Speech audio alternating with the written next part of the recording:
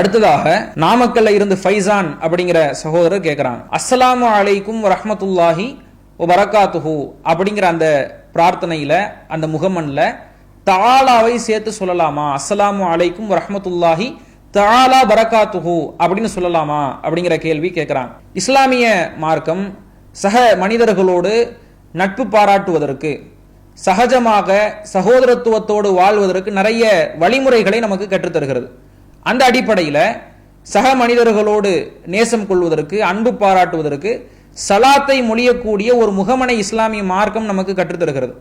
எந்த அளவுக்குன்னா, நபி ஸல்லல்லாஹு அலைஹி வஸல்லம் அவர்களிடத்துல கேட்கப்படுகிறது, ஐயுல் இஸ்லாமி ஹைர், அல்லாஹ்வுடைய துறை இஸ்லாத்துல ஆகச்சிறந்த ஒரு பண்பாடு என்றால், ஒரு நடவடிக்கை என்றால் நீங்கள் எதை சொல்வீர்கள் அப்படின்னு ரசூல் ஸல்லல்லாஹு அலைஹி வஸல்லம் அவர்களிடத்துல கேட்கப்படும் பொழுது நபிகள் நாயகம் ஸல்லல்லாஹு அலைஹி வஸல்லம் அவர்கள் சொன்னார்கள், முதல்ல துத்இமு த்ஆம், ஏழைகளுக்கு உணவளிப்பது இஸ்லாத்தில் ஆகச்சிறந்த பண்பு அப்படிங்கறத சொல்லிட்டு ரசூல் ஸல்லல்லாஹு அலைஹி வஸல்லம் அடுத்ததாக சொன்னாங்க, தக்ரஉஸ் ஸலாம அலா மன் அரஃப்த வ மன் லம் தாரிஃப், நீங்கள் அறிந்தவர்களுக்கும் அறியாதவர்களுக்கும் சலாத்தை உரைப்பது இஸ்லாத்தில் ஆகச்சிறந்த பண்பு என்பதை நபிகள் நாயகம் ஸல்லல்லாஹு அலைஹி வஸல்லம் அவர்கள் சொல்வதாக சஹீஹுல் புகாரியில 12வது இலக்கத்துல இந்த செய்தி இடம்பெறுகிறது. இப்ப என்ன கேள்வி கேட்கப்படுகிறது? இந்த சலாத்தினுடைய வாசகத்துல தஆலாவை சேர்த்து சொல்லலாமா? தஆலா என்பது உயர்ந்தவன் அப்படின்னு பொருள். அல்லாஹு தஆலான்னு சொல்றோம்ல, அல்லாஹ்னா இறைவன், அல்லாஹு தஆலானா உயர்ந்த இறைவன் அப்படிங்கிறது பொருள். இதை சேர்த்து சொல்லலாமா அப்படின்னு கேட்கிறாங்க. சலாத்தினுடைய வாசகத்தை நபிகள் நாயகம் ஸல்லல்லாஹு அலைஹி வஸல்லம் அவங்க சொல்லி தர்றாங்க.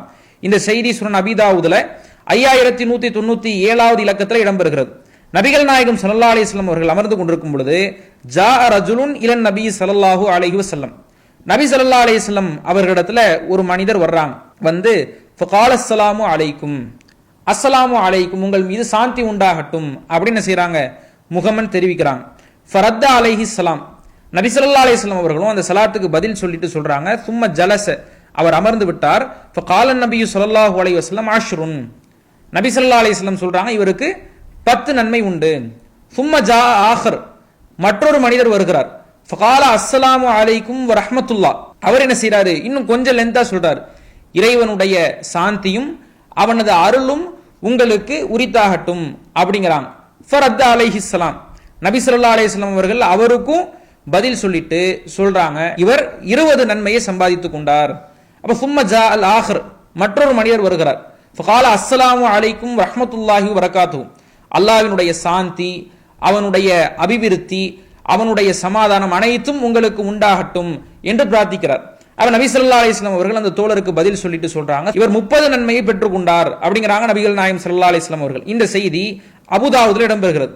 இது எந்த வாசகத்திலையும் பாத்தீங்கன்னா நபி ஸல்லல்லாஹு அலைஹி வஸல்லம் அவர்கள் தஆலா அப்படிங்கிற வார்த்தையை சேர்க்கல. அஸ்ஸலாமு அலைக்கும்னு சொல்லப்படுது, அஸ்ஸலாமு அலைக்கும் வரஹ்மத்துல்லாஹ்னு சொல்லப்படுது, அஸ்ஸலாமு அலைக்கும் வரஹ்மத்துல்லாஹி வபரகாத்துஹுன்னு சொல்லப்படுது. இன்னும் சில நேரங்களில் சலாம் அப்படின்னு கூட சொல்வதற்கு மார்க்கத்துல வழிகாட்டப்பட்டிருக்கிறது. எந்த இடத்துலையுமே அல்லாஹ்வுடைய தஆலாங்கிற வார்த்தையை சேர்க்கல.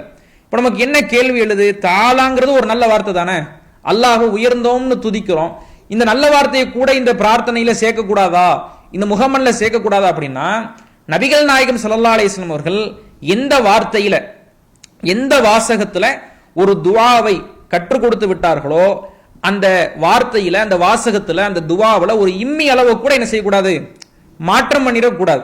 அதுக்கு மாற்றமா ஒரு வார்த்தையை கூட்டியோ ஒரு வார்த்தையை குறைச்சியோ அல்லது அந்த சூழலுக்கு தகுந்த மாதிரி மாத்தி என்ன செஞ்சிடக்கூடாது, அந்த வாசகத்தை, அந்த துஆவை சொல்லிடக்கூடாது. இது மாதிரி நிறைய நீங்க பார்க்கலாம். இப்ப அஸ்ஸலாமு அலைக்கும்ங்கிற துஆ இருக்குல்ல, இப்ப இந்த அஸ்ஸலாமு அலைக்கும்ங்கிற துஆவை, இந்த வார்த்தையினுடைய இலக்கணத்தை நீங்க பாத்தீங்கன்னா, பன்மையாக நிறைய மக்கள் இருக்கக்கூடிய சபையில சொல்லக்கூடிய ஒரு வார்த்தை தான் அஸ்ஸலாமு அலைக்கும். கும் அப்படின்னா நிறைய பேர் இருக்கிறாங்க அப்படின்னா என்ன செய்வோம், கும் அப்படிங்கிற வார்த்தையை அரபியில சொல்லுவோம். ஆனா இந்த அஸ்ஸலாமு அலைக்கும்ங்கிற துஆவை ஒருத்தவர் இருந்தாலும் அஸ்ஸலாமு அலைக்கும் தான் சொல்றோம், 2 பேர் இருந்தாலும் அஸ்ஸலாமு அலைக்குமான்னு சொல்றது இல்ல, அஸ்ஸலாமு அலைக்கும்னு தான் சொல்றோம். பல பேர் இருந்தாலும் அஸ்ஸலாமு அலைக்கும்னு தான் சொல்றோம். இதுல எந்த அமைப்பையும் என்ன செய்யறது இல்ல, மாற்றிடவில்லை. இப்ப அதே மாதிரி பாத்தீங்கன்னா, தும்பியவர் அல்ஹம்துலில்லாஹ் சொன்னா பக்கத்துல அதை கேட்டவர் என்ன செய்யணும், இர்ஹமுக்கல்லான்னு சொல்லணும். இர்ஹமுக்கல்லானா என்னது, அல்லாஹ் உனக்கு அருள் புரியட்டும்னு பொருள். இப்ப இந்த வார்த்தையை நீங்க எடுத்துக்கிட்டீங்கன்னா, இது ஆண்பாலை நோக்கி சொல்லக்கூடிய ஒரு வார்த்தை. அரபியில இர்ஹமுக்கல்லா அப்படின்னா ஒரு ஆணை நோக்கி என்ன செய்ய முடியும், இந்த வார்த்தையை சொல்ல முடியும். ஒரு பெண்ணை நோக்கி சொல்வதாக இருந்தா இர்ஹமுக்கில்லான்னு சொல்லணும். ஆனா நம்ம என்னதான் சொல்றோம், இர்ஹமுக்கல்லா அப்படின்னு தான் சொல்றோம். ஏன்? அல்லாஹ்வுடைய தூதர் துஆவாக எதை நமக்கு கற்றுக் கொடுத்து விட்டார்களோ அதுல என்ன செய்யக்கூடாது, மாற்றக்கூடாது, கூட்டக்கூடாது, குறைக்க கூடாது என்பதை நாம் புரிந்து கொள்ள வேண்டும்.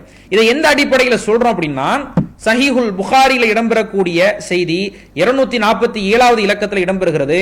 அல் பர்ரா பின் ஆசிப் ரலியல்லாஹு அன்ஹு அவர்கள் அறிவிக்கிறாங்க, நபிகள் நாயகம் ஸல்லல்லாஹு அலைஹி வஸல்லம் அவர்கள் சொன்னார்கள், இதா அதைத மல்ஜஅக, நீங்க படுக்கைக்காக செல்லும் பொழுது ஃபதவல்லா வுதுஅக லிஸ்ஸலாத், தொழுகைக்காக நீங்கள் ஒழு செய்வதை போன்று ஒழு செய்து கொள்ளுங்கள். சும்மல் தஜி அலா ஷிக்கக்கல் ஐமன், பிறகு வலதுபுறமாக நீங்கள் திரும்பி படுத்துக் கொள்ளுங்கள். சும்மக்குல், பிறகு நீங்கள் சொல்லுங்கள், அல்லாஹும்ம அஸ்லம்து வஜ்ஹி இலைக்க வஃபவ்வல்து அம்ரி இலைக்க வஅல்ஜஅது ظஹரி இலைக்க ரஹ்பத்தன் வ ரஹ்பத்தன் இலைக்கங்கற துஆவை, ஒரு நீண்ட துஆவை நபிகள் நாயகம் ஸல்லல்லாஹு அலைஹி வஸல்லம் என்ன செய்றாங்க, அந்த நபி தோழருக்கு சொல்லிட்டு, இதை யார் இரவு இந்த வழிமுறைகளை எல்லாம் கடைபிடித்து ஓதி வருகிறாரோ ஃபஅன்த அலல் ஃபித்ரா, நீங்க படுக்கும் பொழுது இயற்கை மார்க்கத்திலேயே தூங்குறீங்க. இதை ஓதி நீங்கள் படுத்து விட்டீர்கள் என்றால் இயற்கை மார்க்கத்திலேயே நீங்கள் மரணம் அடைவீர்கள் அப்படிங்கறத நபிகள் நாயகம் ஸல்லல்லாஹு அலைஹி வஸல்லம் என்ன செய்றாங்க, இதை சொல்றாங்க. இப்போ பர்ரா பின் ஆசிப் ரலியல்லாஹு அன்ஹு என்ன செய்றாங்கன்னா, இந்த துஆவை அல்லாஹ்வுடைய தூதரே நான் உங்களுக்கு ஒரு சொல்லி காட்டுறேன் அப்ப என்ன செய்றாங்க, அல்லாஹ்வுடைய தூதர் கிட்ட ஒப்பிக்கிறாங்க. ஒப்பிக்கும் பொழுது இந்த துஆவினுடைய கடைசி வாசகத்துல அல்லாஹ்வுடைய தூதர் என்ன கற்றுக் கொடுத்திருக்காங்கன்னா, அல்லாஹும்ம ஆமன்து பி கிதாபிக்கல்லதி அன்ஸல்த வ நபியிக்கல்லதி அர்ஸல்த, இறைவா நீ அருளிய வேதத்தை நான் நம்புகிறேன், நீ அனுப்பிய தூதரை நான் நம்புகிறேன் அப்படிங்கிற பொருள் கொண்ட அரபி வாசகத்திற்கு பதிலாக இவர் என்ன சொல்றாருன்னா, அல்லாஹும்ம ஆமன்து பி கிதாபிக்கல்லதி அன்ஸல்த வ ரசூலிக்கல்லதி அர்ஸல்த, நபிங்கிற வார்த்தைக்கு பகரமாக ரசூலுங்கிற வார்த்தையை சொல்றார். நபிக்கும் ரசூலுக்கும் வித்தியாசம் கிடையாது.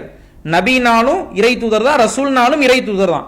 ஆனா ரசூல் ஸல்லல்லாஹு அலைஹி வஸல்லம் அவர்கள் நபிங்கிற வார்த்தையை மாத்தி அவர் ரசூலுன்னு சொன்னதுக்காக என்ன செய்றாங்க, அப்படி சொல்ல வேண்டாம், லா வ நபியிக்கல்லதி அர்ஸல்த, நான் உங்களுக்கு நபியிக்கல்லதி அர்ஸல்த தான் சொன்னேன், அதே மாதிரியே நீங்களும் சொல்லிக் கொள்ளுங்கள் என்பதை நபிகள் நாயகம் ஸல்லல்லாஹு அலைஹி வஸல்லம் அவர்கள் அல் பர்ரா பின் ஆசிப் ரலியல்லாஹு அன்ஹு அவர்களுக்கு வழிகாட்டி இருப்பதன் மூலமாக, அப்போ சலாம் அல்லது மற்ற எந்த துஆக்களாக இருந்தாலும் நாம என்ன செஞ்சிடக்கூடாது, அந்த துஆவினுடைய வாசகங்கள்ல கூட்டுறதோ குறைக்கிறதோ மாத்துறதோ கூடாது என்பதை இந்த வினாவுக்கான விடையாக நாம் சொல்லிக் கொள்கிறோம். அல்லாஹு அக்பர், அல்லாஹு